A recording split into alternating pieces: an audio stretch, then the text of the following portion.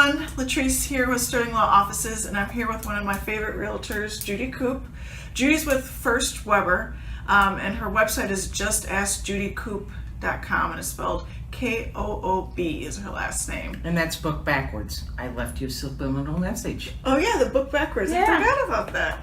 I brought Judy here because we have a lot of clients when they're going through a divorce who decide they have to list their home and then they end up wanting to purchase another home.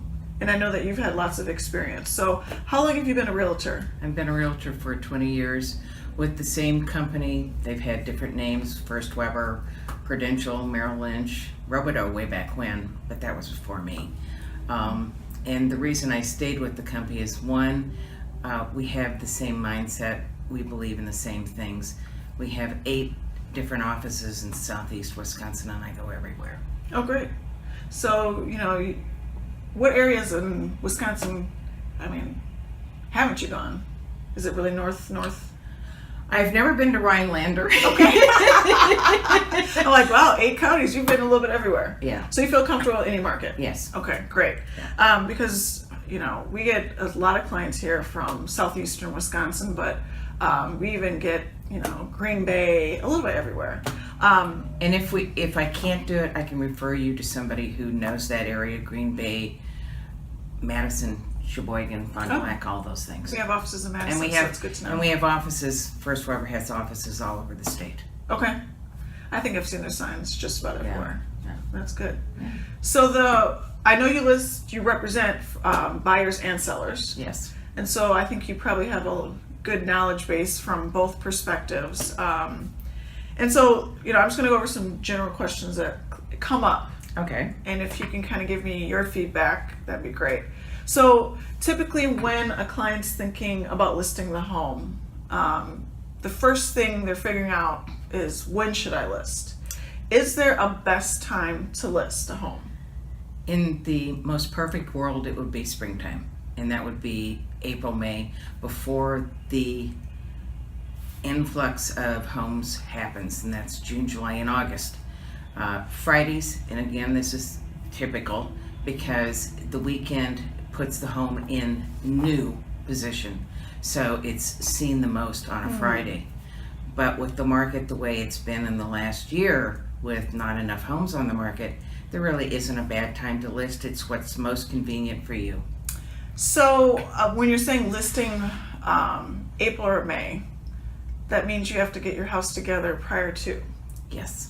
So, in your experience, what are the typical types of repairs or cleaning that needs to be done before you list the house for sale? Mostly clutter. There is an old adage that says it's the mouse who ate the cheese, and it's a book about if you ate the whole cheese, you'd be really sick. And that's how you have to look at a home. If you take that home and you divide it into rooms, and you start to go through those rooms and those closets and box everything up, 1 room a week or 2 weeks, whatever it takes you, then it's less stressful than to say you now have 2 weeks to do the entire house. So that's the best way to go through any. Mm-hmm. Well, nowadays I'm seeing a lot and hearing a lot of people doing staging. Do you do staging, or what's your opinion on it, or of who should be doing staging? Design was my major in college, and I do stage, but you live in the house. You're the comfortable person in that house. So when they say stage, a lot of times they'll literally take everything out of the house and make it as sterile as possible. You can do that through just eliminating the stuff you have in a home. So I think when they say staging, I think of is people come in and put those fake plants in and remove all of your furniture and have very little of anything else. That's not realistic in the real world. Okay. And how much notice do you recommend parties have before showing? Because I'm assuming if you're living in the home, then your house is not going to be spick or span. Or you tell parents or people to always keep their house clean. How does that work? You can go anywhere from an hour and a half to 24 hours. Mm-hmm. And again, everything depends on you. If the house isn't perfect when showing time, or I would call and say, I have somebody that would like to see it, You just tell them that you can't do it now. Could they please do it at a later date? If someone's interested and you've got great pictures online, they'll come back and see the house. If they don't come back, then they just weren't the right people for this house. How do you choose, I guess, the photographer, or is there someone in your company that takes the pictures, or is it you? I don't do it anymore. I used to do it. I don't have time. There are two very good photographers, and well, there's more than two, but within our company that take great pictures. And again, a listing of mine never goes on the market unless the pictures are done ahead of time. Because if you've ever looked online, you'll see a home that has no pictures. You'll never come back to that listing to even look at it because it wasn't there in the first place. Yeah, we all want to see what it looks like first. And then if not, you'll just look at another house. Yeah. I mean, Yeah. you do that on dating websites, I hear. So, the question I have frequently and the most discussion is list price. So, I deal with a lot of divorcing clients, and the two parties can typically disagree, number one, on value. There's a lot of guessing going on. Has this area gone up in value, the homes, or have they not? Or just sometimes people want the most bang for their buck and just assume that they know the market price. Yes. How do you determine the listing price? Markets are based on comparative market analysis, a CMA. That is done through MLS, multiple listing service. And an appraisal will not be completed.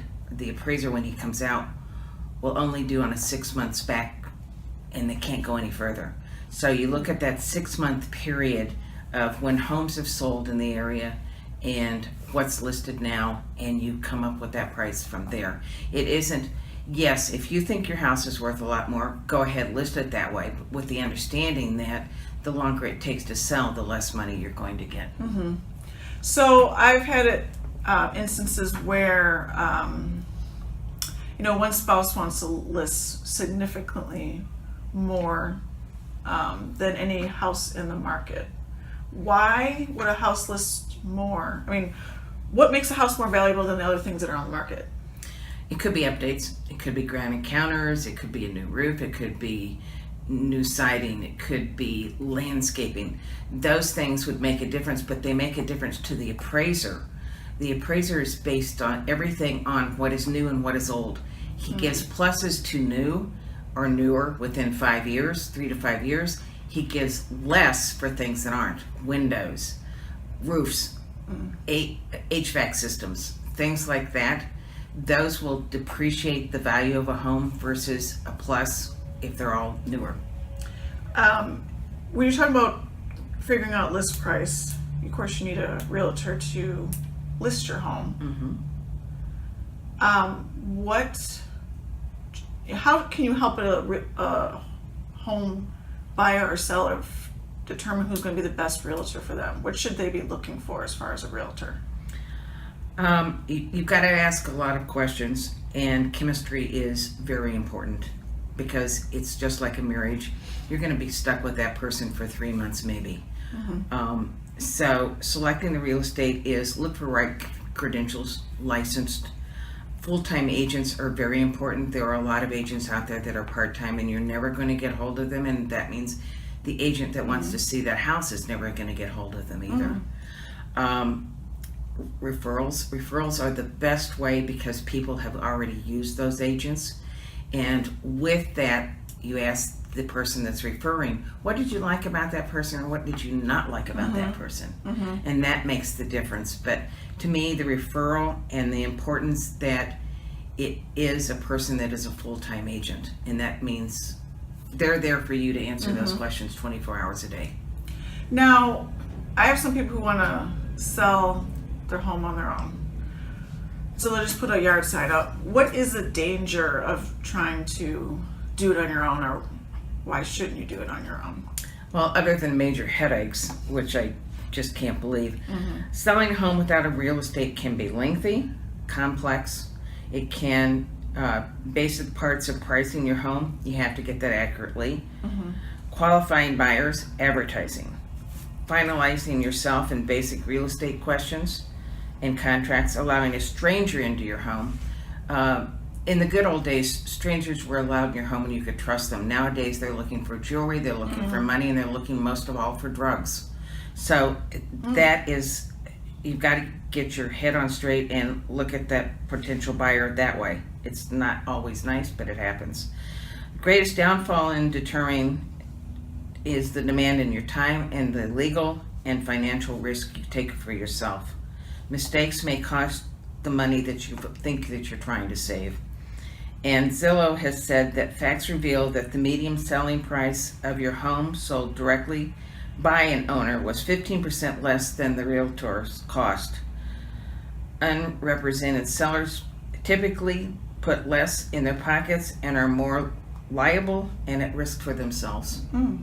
That's good to know. I think people don't understand, number one, the safety issues. I mean, if you have someone in your home that number one, you don't even know if can qualify for a loan, you just are inviting people into your home. And you're not thinking about all the different dangers of, they might be just scoping out your home. I mean, there's a lot of scams going on nowadays. So you definitely, I would suggest that everyone have an agent that they can list their home with. What should a good agent be doing to help make sure your home is sold? So you're going to put it on MLS. And what else does an agent do to kind of help the buyer or the seller? Well, you put it onto MLS and you can do reverse prospecting for that seller, which means that there are agents out there that have buyers, they put them into multiple listing. That multiple listing then gives you that reverse prospecting information that says, I have a buyer that could potentially be interested in my home. That's very important to know. Marketing a home, again, having a full-time agent I think is very important. Advertising a home, anymore, most things are on Zillow, they're on the media. We don't do a lot of paper advertising anymore because the only place anybody reads a magazine is usually in a doctor's office. That's true. I agree. I think when I normally have gone through houses, I'll pick up the spec sheet and kind of look it over and then toss it or put it back on the table before I go. You work with divorcing clients. Yes. And sometimes I have it happen where one of the spouses finds you first. They get a referral from a friend, and then the other spouse might be a little bit more skeptical of who you work for. So, if a divorcing couple comes to you, who do you work for, and why? I have to stay neutral. I work to sell the house. So, which basically means that each partner has equal attention with me. Recognition, validation, and eye contact. Those things are very important. There isn't a question that is too small. So I'm here to answer all of your questions. Again, they have to remember I represent the house and that they both need to be heard, to be reassured, and to be guided toward a solution that's in their best interest. When two parties are disagreeing on either repairs in the home or list price, and they're going through divorce, how do you help them resolve that? If there are repairs that are needed, that can be, you're going to have an inspection. Once you have an offer, you're going to have an inspection. With the inspection, you're going to find out what's right or what's wrong with that house. And the buyer will do one of two things. They'll either look at it and say, I'll take it the way it is. They'll either look at it and say, I want to lower the price, or I want the seller to fix it. So there are three other options. You don't have to put out immediate cash. Again, a lot of people don't have that immediate cash for those big ticket items. Yeah, okay. The market is changing again. I think everyone after the crash in 07 or 08, a lot of people want to buy homes again. So what can a buyer expect from the market right now? You have to be very qualified. You have to be pre-qualified. That means talk to your lender. I believe in banks that are local only because you can go in and yell at them if something goes wrong. I think that's important. And underwriting is within the state. It isn't somewhere in New York or California where you don't ever find that underwriter. I think it's also very important from a buyer standpoint that you get all your ducks in order. You know exactly what you want, because the things you may want and the things that you may think you want are two totally different things. And you may have to say to yourself, it's okay if I don't have this, because I can always add it later. True. I guess I don't think about that either. As far as sellers, though, I mean, is there what can the seller expect from the market right now? I think a lot of people right now are thinking their house is going to get sold rather quickly. Is that true? If you're under 300,000, the marketplace is phenomenal. There are usually multi-offers within the first week or two. Now we're in the end of the year, so that may change a little bit, but it's still a very seller's market in that range. If you're over that 400 range into the luxury market, it is a lot slower. Prices are dropping. People are accepting less because they need to get out. So there is that difference in that price range, and then that determines the marketplace for the seller.